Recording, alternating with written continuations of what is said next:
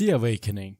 Your journey begins in Awakening. After centuries of sleep, the Lotus suddenly revives you as a Grineer soldier storm the facility where you've been hidden. At this point, neither you nor the player truly understands what's happening. You don't know what a Warframe is, who the Lotus is, or why the Grineer are hunting you. Armed with only basic equipment, you fight your way through the Grineer while learning the fundamentals of movement, melee combat, shooting, and parkour. By the end of the mission, you've escaped certain death and officially become one of the last active Tenno. Although it's short, Awakening introduces the central mystery that drives Warframe's history. Who exactly are the Tenno, and why were they sleeping for so long? War's Prize. Shortly after escaping, you're targeted by Captain War, one of the Grineer's most ambitious commanders. War believes the Tenno are the key to creating the ultimate Grineer army, so he implants your Warframe with an Ascaris device, allowing him to track and eventually control you. Guided by the Lotus, you slowly rebuild your abandoned orbiter by recovering vital ship systems stolen across the Origin system. Along the way, you unlock your foundry, arsenal, navigation, mods, and codex, learning how every major gameplay system works. Eventually, you confront Captain War himself, destroy the Ascaris device, and finally gain your freedom. By the end of War's Prize, you've transformed from a confused survivor into a fully operational Tenno, ready to explore the solar system. The Teacher. Although many players overlook the Teacher, it's one of the most important early quests because it explains Warframe's progression system. Rather than becoming stronger through levels alone,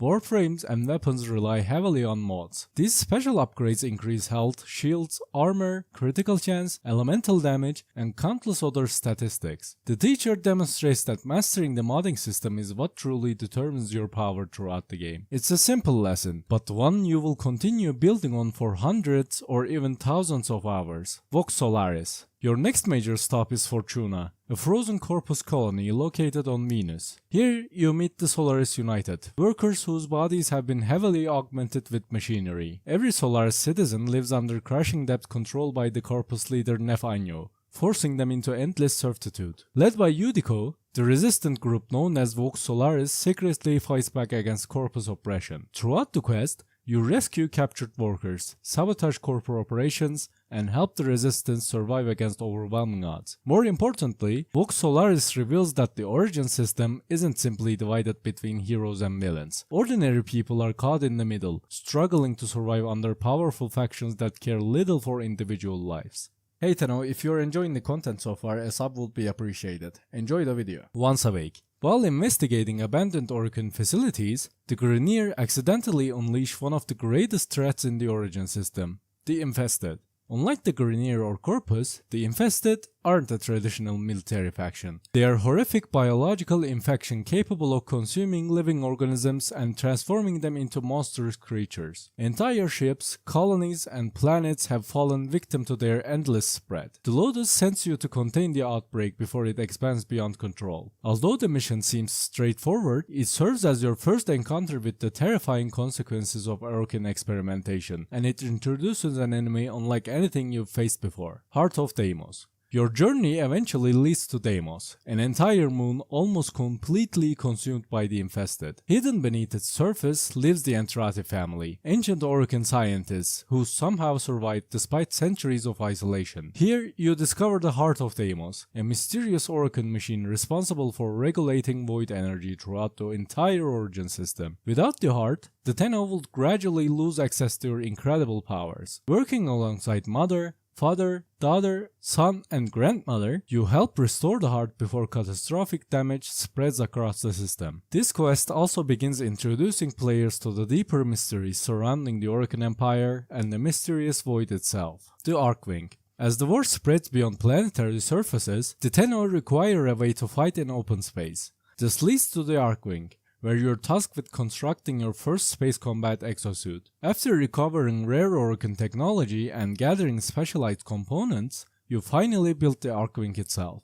Unlike traditional Warframe missions, the Archwing allows you to fly freely throughout space, engaging enemy ships, satellites, and entire fleets while experiencing complete zero-gravity combat. Although Archwing gameplay differs greatly from normal missions, it dramatically expands the scale of the Origin system, proving that Warframe's conflict extends far beyond the surface of individual planets. Natah. Arc 2 begins with Natah. After investigating mysterious drones hidden throughout Uranus, the Tenno discover a powerful new enemy unlike anything they've encountered before. The sentients. Long-buried secrets surrounding the Lotus slowly begin to surface, leaving players questioning who they can really trust. Although relatively short, Natah lays the foundation for nearly every major story event that follows and introduces one of Warframe's central conflicts, the Second Dream. For many players, the Second Dream is the moment Warframe truly begins. Following the events of Natah, Harrow launches an attack designed to destroy the Tenno once and for all. During the quest, players travel deep beneath Lua and uncover one of Warframe's biggest mysteries, a revelation that completely changes how you view both your Warframe and the Tenno themselves. Besides its incredible story, the Second Dream permanently unlocks the Focus system, the Broken War Sword, and access to Lua, making it one of the most important quests in the game. The War Within. After the revelations of the Second Dream, the War Within focuses on the Tenno themselves. A mysterious Grineer Queen attempts to seize an incredible power hidden within the player, forcing the Tenno to confront both their past and their own potential. This quest greatly expands operator gameplay, introduces new abilities, and explores what it truly means to be Tenno. Many players consider the War Within one of Warframe's best cinematic experiences, thanks to its memorable characters and emotional moments. Rising Tide.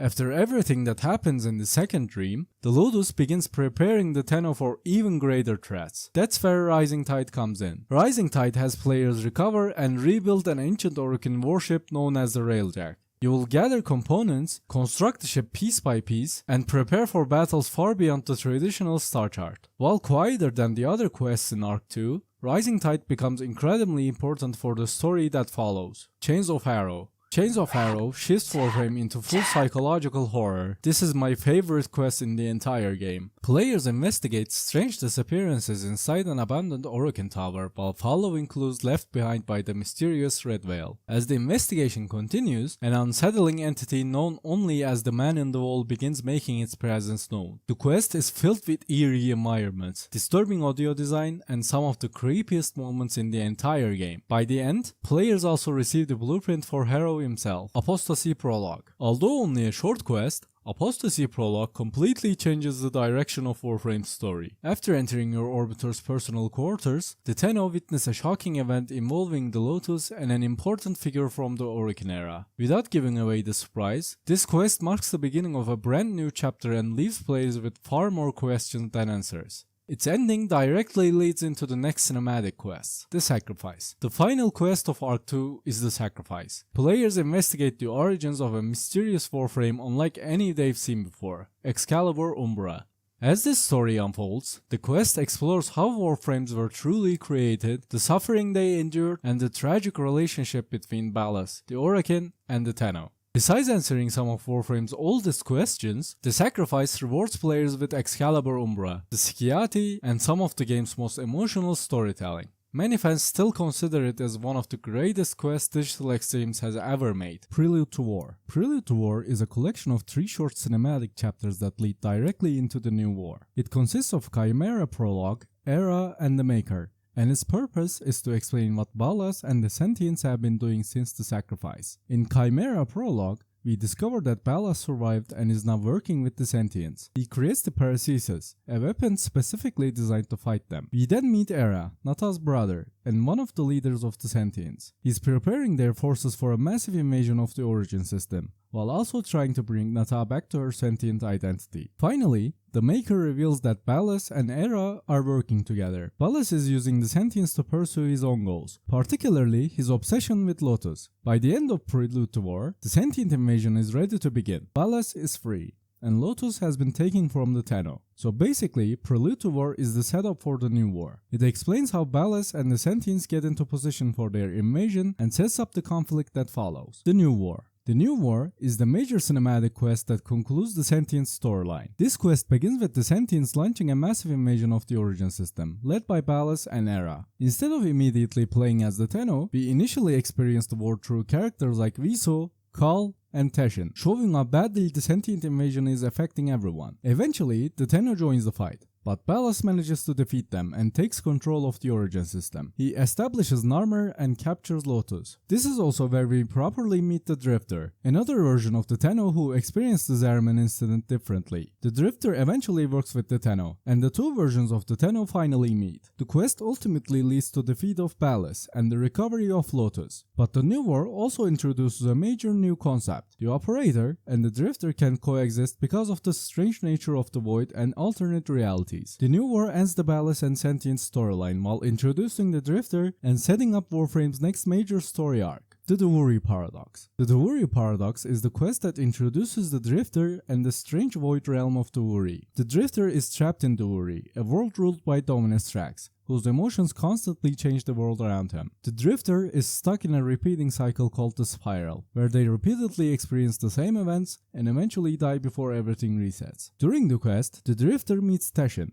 who helps them understand what's happening and recover memories connected to the Zariman. The important reveal is that the Drifter is essentially another version of the Tenno. While the Operator became the Tenno we know, the Drifter experienced the Zariman incident differently and eventually ended up trapped in Duviri. The Drifter eventually breaks free from Trax's control, but Duviri remains connected to them. This becomes especially important later because the Drifter becomes the main character of Warframe 1999. The Duviri Paradox explains who the Drifter is, why they are different from the Operator, and introduces the alternate reality side of Warframe's Void lore. Whispers in the Walls. Whispers in the Walls begins Warframe's modern storyline surrounding Albrecht Entrati and the Man in the Wall. After the New War, the Tenno is called back to Deimos to investigate Albrecht Entrati's hidden laboratories. Albrecht was one of the greatest Orokin scientists and spent much of his life studying the Void. During his research, he encountered something known as the Indifference, which is associated with the mysterious Man in the Wall. Inside his laboratories, the Tenno encounters the Murmur, strange Void entities connected to the Indifference. We also meet the Cavia, Albrecht's unusual animal experiments, who helps us understand what happened to him. Eventually, we discover that Albrecht isn't simply missing. He escaped through the Void, to the year 1999. Whispers in the Walls introduces the Indifference, the Murmur, and the Cavia. It's the quest that moves Warframe's story away from the Sentience and toward the much stranger mysteries of the Void. The Lotus Eaters. The Lotus Eaters is a very short quest that acts as a bridge between Whispers in the Walls and Warframe 1999. After discovering that Albrecht escaped into the past, the Tenno investigates a strange void disturbance connected to him. The Drifter eventually follows the trail and establishes a connection with 1999. That's basically the entire purpose of this quest. It doesn't introduce a huge new storyline or contain a lot of gameplay. The Hex. The Hex is the main cinematic quest for Warframe 1999. The Drifter travels back to December 31st, 1999, arriving in the city of Holvania while searching for Albrecht Entrati. The city is being threatened by two things: the Tech Rot, a dangerous technocyte infection, and the Skaldra, a military force controlling the city. The Drifter soon meets the Hex, a group of 6 proto-frames: Arthur, Aoi, Amir, Quincy, Letty, and Eleanor. Unlike traditional Warframes, these proto-frames are still human and retain their personalities and identities. The Drifter joins them while investigating Albrecht and the events happening in Holvania. Eventually, the Drifter discovers that the destruction of Holvania is part of a repeating cycle. The Hex repeatedly die, the Drifter dies, and the events reset. Because the Drifter remembers previous cycles, they begin trying to change the outcome and save the Hex. The Old Peace. The Old Peace takes us back to the ancient history of the Orokin and the Sentients. Using Albrecht's Dark Refractory, the Tenno is able to access memories from distant past and experience events surrounding Tau, and this takes place before the Old War fully begins. The important thing we learn is that the Orokin and the Sentients didn't immediately become enemies. There was actually an attempt to establish peace between them. During the quest, we meet Addis, a sentient who becomes an ally of the Tenno. This gives us a different perspective of the Sentients, showing that they weren't simply mindless enemies. They had their own society, relationships, and the people who genuinely wanted peace. However, the situation eventually deteriorates, leading toward the conflict that becomes the Old War. So basically, the Old Peace is the beginning of the Old War storyline. Takes us to Tau, shows us the Sentients before they became our enemies, and begins explaining how the relationship between the Orokin and the Sentients eventually collapsed. Thank you for watching.